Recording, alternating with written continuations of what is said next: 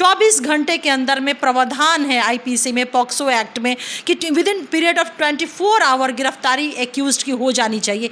इतने दिन बीत गए हैं। देख लीजिए कि केंद्र की सरकार और पुलिस जो है किस तरह से आरोपी के साथ वो खड़ी हुई दिख रही है। जंतर मंतर पे हमारी देश की रेसलर बेटियां वहाँ पे कितने दिनों से वो धरने पे बैठी हुई हैं, न्याय की आस लिए हुई है। उन बेटियों की आंखों में आंसू है, कोई भी उनकी सुनने वाला नहीं है। पश्चिम बंगाल में ममता बनर्जी ने कहा है कि नहीं, इससे अशांति फैलेगी, तो बिहार में टैक्स फ्री होना चाहिए कि नहीं? अरे भाई, गिरिराज सिंह जी को जिस बीबीसी डॉक्यूमेंट्री फिल्म को बैन किया था केंद्र की सरकार ने, उसकी भी मांग करनी चाहिए ना।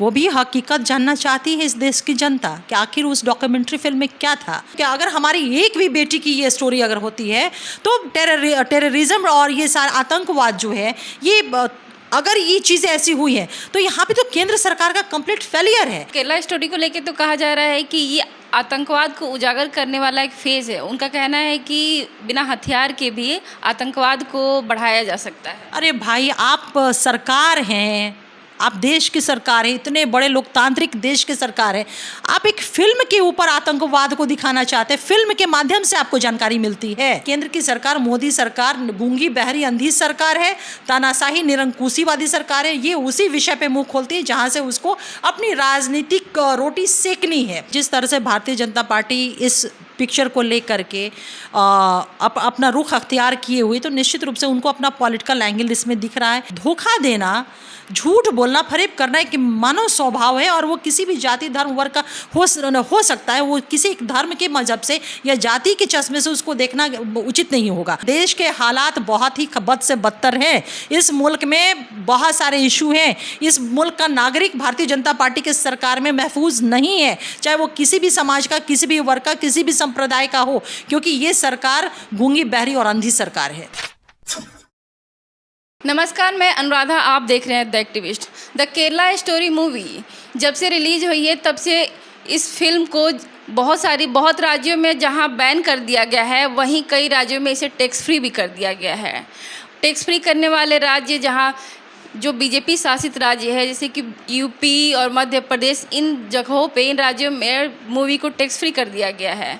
पश्चिम बंगाल और केरला, तमिलनाडु, इन जगहों पे जो फिल्म को बैन कर दिया गया, रिलीज ही नहीं होने दिया गया है। इस बारे में हम बात करेंगे जदयू की प्रवक्ता अंजुम आरा से। उनसे जानेंगे कि इस फिल्म को क्या राजनीतिक वजह हो सकती है कि हर कहीं टैक्स फ्री कर दिया गया है तो कहीं इसको टैक्स फ्री करने की मांग की जा रही है। देखिए, अभी तक हम लोग यही जानते हैं कि टैक्स फ्री हो या सब्सिडी हो, ये सब चीज़ें जनता को तब दी जाती है या तब की जाती है जब उस माध्यम से एक समाज में एक गुड इन्वायरमेंट, एक सूदिंग इन्वायरमेंट, एक अच्छा आउटकम आने वाला रहता है, तो तब ये किया जाता है। मैंने इस पिक्चर को नहीं देखा, इसलिए पिक्चर के इन डेप्थ में बहुत नहीं टिप्पणी कर पाऊँगी क्योंकि मैंने देखा ही नहीं। लेकिन जितना मैं आप बता रही हैं, अगर वाकई में केरल में इस तरह की बातें हुई हैं तो मैं यही कहूँगी कि यहाँ पे सेंट्रल गवर्नमेंट का कंप्लीट फेलियर है। और केरल ही क्यों, अगर इस तरह की बातें, तो हम 3-4 दिनों से एक चीज़ और देख रहे हैं और सुनने को भी मिल रहा है, और न्यूज़ पेपर के माध्यम से हम लोगों ने देखा कि गुजरात में भी कमोबेश स्थिति वैसी है। गुजरात में भी इस तरह के मामले हुए हैं। महाराष्ट्र से भी प्रत्येक दिन लड़कियां जो लापता हो रही हैं। तो मुझे लगता है कि हम लोग देखिए शुरू से कह रहे हैं इस बात को। 2022 में जब बिहार में हम बीजेपी से अलग हुए, एनडीए से अलग हुए, तभी से हम लोग कह रहे हैं कि वीमेन सिक्योरिटी इस देश में एक बहुत बड़ा इशू है। महंगाई, बेरोजगारी और भी इशू के साथ साथ वीमेन सिक्योरिटी भी बहुत बड़ा इशू है। हम लोगों ने देखा कि उन्नाव, कठुआ, हाथरस जैसी घटनाएं हुई, सेंट्रल गवर्नमेंट चुप रही। दूसरी चीज़ आप देख लीजिए कि जंतर मंतर पे हमारी देश की रेसलर बेटियां वहाँ पे कितने दिनों से वो धरने पे बैठी हुई हैं, न्याय की आस लिए हुई है। उन बेटियों की आंखों में आंसू है, कोई भी उनकी सुनने वाला नहीं है। लेकिन केंद्र की सरकार उन बेटियों के साथ खड़ी हुई नहीं दिख रही है, एक शब्द भी नहीं निकल रहे हैं। अपने भाजपा सांसद जिन पे बेटियों ने यौन शोषण का आरोप लगाया है उसके साथ खड़ी है। अब सोचिए ना कि पॉक्सो एक्ट लगा है भाजपा सांसद के ऊपर, 24 घंटे के अंदर में प्रावधान है आईपीसी में, पॉक्सो एक्ट में, कि within period of 24 hour गिरफ्तारी एक्यूज्ड की हो जानी चाहिए। इतने दिन बीत गए हैं। देख लीजिए कि केंद्र की सरकार और पुलिस जो है किस तरह से आरोपी के साथ वो खड़ी हुई दिख रही है। तो हम लोग शुरू से इस बात को कह रहे हैं कि विमेन सिक्योरिटी इस देश में बहुत बड़ा मसला है। केंद्र की सरकार, मोदी सरकार गूंगी बहरी अंधी सरकार है, तानाशाही निरंकुशीवादी सरकार है। ये उसी विषय पे मुंह खोलती है जहाँ से उसको अपनी राजनीतिक रोटी सेकनी है। तो मुझे लगता है कि केरल स्टोरी को लेकर के अगर भारतीय जनता पार्टी के नेता इस तरह का वक्तव्य दे रहे हैं, मैंने नहीं देखा है, लेकिन उनकी जो नापाक इरादे होते हैं, जो उनकी मंशा एक गलतमाल मंशा होती है ना, उसके आधार पर मैं कह सकती हूँ कि कुछ तब उस पिक्चर में इस तरह की बातें हैं रही होंगी जिसकी वजह से अपनी राजनीति की रोटी, हिंदू मुस्लिम का जो एजेंडा इनका होता है उसको वो कहीं ना कहीं वो फुलफिल होते हुए देख रहे हैं। इस फिल्म के जरिए बीजेपी कह रही है कि इस फिल्म के जरिए जैसे महिलाओं की जो लव जिहाद में बर्बाद हो जाती हैं, अपनी ज़िंदगी को कैसे बर्बाद करती हैं, उससे इनको जानने को समझने को मिलेगा और वो इससे उजागर हो सकती हैं। फिर बाद में इसको समझ सकती हैं कि कैसे एक महिला को लव जिहाद के जरिए बर्बाद किया जाता है। देखिए, सबसे बड़ी चीज़ है कि लव जिहाद, टेररिज्म, लड़कियों को भेजा जा रहा है, जैसा आपने अभी कहा, तो ये किसका विषय? ये सेंट्रल का विषय है ना। तो सेंट्रल गवर्नमेंट का तो कंप्लीट फेलियर है वहाँ पे। अगर थोड़ी देर के लिए सच मान भी लिया जाए इस द केरला स्टोरी को, हालांकि बाद में मैंने सुना है कि करेक्शन उन्होंने किया है कि 31,000 या कुछ लड़कियों का डाटा था, बाद में करेक्शन करके 3 लड़कियों के बारे में वो कई 3 लड़कियों की ये पहले जहाँ इसको 31,000 बताया गया था, 31,000 उसको फिर करेक्शन करके इन लोगों ने 3 लड़कियों की स्टोरी बताई है।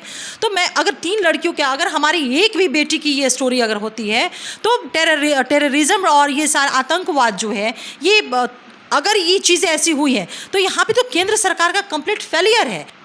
लेकिन सरकार कह रही है कि लव जिहाद की तरफ ज़्यादा जोर दे रही है। करिए, लव जिहाद में लड़कियों को फंसा के उनकी ज़िंदगी बर्बाद की जा रही है। नहीं, देखिए, इस तरह की नैरेटिव कोई पहली बार ये थोड़ी है। भारतीय जनता पार्टी लव जिहाद का जो शब्द है, कोई आज का 2023 का ये वर्ड थोड़े है। इसके पहले कितने मामले इंडियन पेनल कोड के तहत जो है अपराध कारित हुए हैं लव जिहाद शब्द को लेकर के। लव जिहादी की एक नैरेटिव बना करके समाज में एक नफ़रत का माहौल बनाया जा रहा है और कुछ भी नहीं, ताकि वो वोट का वो तुष्टीकरण अपने फेवर में कर सके। आज की बेटियां या आज के बच्चे, हमारे पढ़े लिखे बच्चे हैं, वो समझ सकते हैं उनके लिए क्या बेहतर है, क्या ज़रूरी है और क्या ज़रूरी नहीं है। तो इस मूवी को लेकर गिरिराज सिंह ने कहा है कि बिहार में भी इसको उन्होंने मांग की है कि बिहार में भी टैक्स फ्री होने चाहिए मूवी, जबकि पश्चिम बंगाल में ममता बनर्जी ने कहा है कि नहीं, इससे अशांति फैलेगी। तो बिहार में टैक्स फ्री का होना चाहिए कि नहीं? अरे भाई, गिरिराज सिंह जी को जिस BBC डॉक्यूमेंट्री फिल्म को बैन किया था केंद्र की सरकार ने, उसकी भी मांग करनी चाहिए ना। वो भी हकीकत जानना चाहती है इस देश की जनता कि आखिर उस डॉक्यूमेंट्री फिल्म में क्या था। आप हटाइए ना, टैक्स फ्री मत करवाने की मांग करिए BBC डॉक्यूमेंट्री फिल्म को, केवल मांग कर दीजिए अपनी सरकार से। आपकी सरकार है, भाजपा की सरकार है केंद्र में, मांग कर दीजिए कि हुजूर वो डॉक्यूमेंट्री फिल्म चला करके क्यों वंचित कर रहे हैं हकीकत से देश की जनता को जानने के लिए। एक तरफा मांग क्यों करते? मांग ठीक है, वो मांग कर रहे हैं, ये सरकारें देखेंगी, टैक्स फ्री करे, बैन करे, क्योंकि ये जुरिस्डिक्शन सरकारों का होता है, उस पर मेरी कोई टिप्पणी नहीं है। लेकिन गिरिराज सिंह जी जनप्रतिनिधि हैं, नेता हैं, उनकी ईमानदारी इस बात में होनी चाहिए थी कि केंद्र की सरकार ने जब BBC डॉक्यूमेंट्री को बैन किया, बुलंद आवाज़ में उनको मांग करनी चाहिए थी कि क्यों right to freedom of expression अगर है तो सभी के लिए भी है ना, ये भी फ्रीडम ऑफ एक्सप्रेशन में है। डॉक्यूमेंट्री फिल्म जो बनी वहाँ भी अभिव्यक्ति की स्वतंत्रता है, वो कुछ कहना चाह रहा था निर्माता, लेकिन आपने एकदम उसको खामोश कर दिया कि खामोश, क्योंकि हम केंद्र सरकार के खिलाफ ये मामले जा रहे हैं। एक शब्द बोलने का अधिकार नहीं है, भले ही संविधान ने आपको अधिकार क्यों न दिया हुआ हो। तो केरला स्टोरी को लेकर तो कहा जा रहा है कि ये आतंकवाद को उजागर करने वाला एक फेज़ है। उनका कहना है कि बिना हथियार के भी आतंकवाद को बढ़ाया जा सकता है। अरे भाई, आप सरकार हैं, आप देश की सरकार है, इतने बड़े लोकतांत्रिक देश की सरकार है, आप एक फिल्म के ऊपर आतंकवाद को दिखाना चाहते हैं, फिल्म के माध्यम से आपको जानकारी मिलती है। अब सोचिए ना, कितना बड़ा सवालिया निशान खुद केंद्र सरकार, खुद भाजपा के नेता केंद्र सरकार के ऊपर एक सवाल अपने इस वक्तव्य के माध्यम से लगा रहे हैं कि फिल्म की स्टोरी सही है गलत है नहीं हम जानते हैं, लेकिन उस फिल्म की स्टोरी को ये कितना बड़ा आधार बना करके कह रहे हैं कि इसके माध्यम से हम आतंकवाद को समझ रहे हैं, इसके माध्यम से हम बेटियों को जागरूक करेंगे, इसके माध्यम से हम आतंकवाद पे रोक लगाएंगे। कितना बड़ा ये मजाक है देश के साथ, देश के आवाम के साथ। इतनी बड़ी ताकत आपको देश के संविधान ने दिया हुआ है, आपको ये नहीं पता है कि देश की बेटियां अगर आतंकवाद के सुपुर्द हो रही हैं तो आपको इसकी जानकारी नहीं है। ये जानकारी आपको फिल्म के माध्यम से मिलता है। बड़ी अजीब स्थिति है। हम लोग तो शुरू से कह रहे हैं कि देश के हालात बहुत ही बद से बदतर हैं। इस मुल्क में बहुत सारे इशू हैं। इस मुल्क का नागरिक भारतीय जनता पार्टी के सरकार में महफूज नहीं है, चाहे वो किसी भी समाज का, किसी भी वर्ग का, किसी भी संप्रदाय का हो, क्योंकि ये सरकार गूंगी, बहरी और अंधी सरकार है।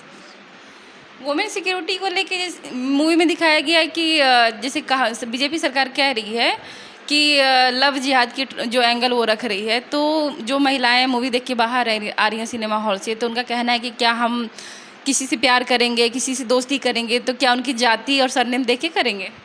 नहीं, निश्चित रूप से कि ये चीज़ें देखिए, ये चीज़ें कंप्लीट इंडिविजुअल होता है कि और देश के संविधान ने प्रत्येक अपने नागरिक को ये अधिकार दिया है कि वो अपनी स्वेच्छा से, अपनी मर्जी के अनुसार वो अपनी ज़िंदगी जी सकती हैं।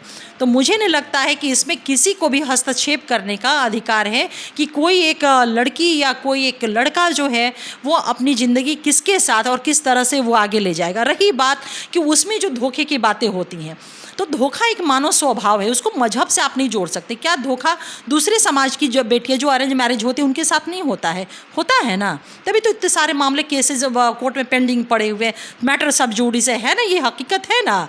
तो हमारा कहना है कि धोखा देना, झूठ बोलना, फरेब करना एक मानव स्वभाव है और वो किसी भी जाति, धर्म, वर्ग का हो सकता है। वो किसी एक धर्म के, मजहब से या जाति के चश्मे से उसको देखना उचित नहीं होगा। और ऐसे लोगों के लिए हमारे देश में कानून है जो उसको पनिशमेंट दे, उनको सज़ा दे और उसके अनुसार जो विधि सम्मत वो कार्रवाई करे। तो मुझे लगता है कि इन सारी जो निजी, बहुत ही निहायत ही वो व्यक्तिगत निर्णय होता है, उसमें किसी को भी हस्तक्षेप करने का अधिकार नहीं है और इन मुद्दों को कभी भी जाति और धर्म के चश्मे से नहीं देखना चाहिए। एक ह्यूमन साइकोलॉजी है, वे में मानव सोच है। झूठ बोलना गलत प्रवृत्ति होती है और इससे कोई भी ग्रसित हो सकता है। एक आखिरी सवाल और है कि इस मूवी के जरिए जो काफ़ी ज़्यादा राजनीतिक बहसबाजी हो रही है, तो बीजेपी इसको जो टैक्स फ्री कर रही है क्यों कर रही है, बाकी सब मूवी को क्यों नहीं कर रही है, सिर्फ इसी को क्यों? उसका कुछ और भी कोई राजनीतिक एजेंडा आपको नज़र आ रहा है? देखिए, सबसे पहली चीज़ कि वो क्यों कर रही है ये जवाब भारतीय जनता पार्टी की जो प्रांतों में सरकारें हैं वही दे पाएंगी। लेकिन ये तो तय है ना कि जिस तरह से भारतीय जनता पार्टी इस पिक्चर को लेकर के अपना रुख अख्तियार किए हुए, तो निश्चित रूप से उनको अपना पॉलिटिकल एंगल इसमें दिख रहा है। हिंदू मुस्लिम की राजनीति दिख रही है। जो आपने बताया कि हिंदू लड़कियों को शादी करके, तो हिंदू मुसलमान ये जहाँ चीज़ें आएंगी तो भारतीय जनता पार्टी का तो अपना इंटरेस्ट वेस्ट हो ही जाएगा ना। क्यों? अगले साल चुनाव भी होने वाला है। क्योंकि उनके राजनीति का जो केंद्र का जो बिंदु है वो भारतीय मुस्लिम और हिंदू ही तो के आधार पर इनकी राजनीति ठहरी हुई है। तो उनको कहीं ना कहीं इस फिल्म के माध्यम से वो अपना एक ताकत, अपना एजेंडा फुलफिल होते हुए दिख रहा है, जिसके वजह से वो इस तरह की बातें कह रहे हैं। आपने सुना जदयू विधायक अंजुम आरा ने क्या कहा, इस बात पे अगर आप सहमत हैं तो अपने विचार कमेंट बॉक्स में लिखिए। अगर फेसबुक पेज पे नए हैं तो हमारे पेज को लाइक और शेयर कीजिए। वहीं अगर आप यूट्यूब पे नए हैं तो हमारे चैनल को सब्सक्राइब कीजिए।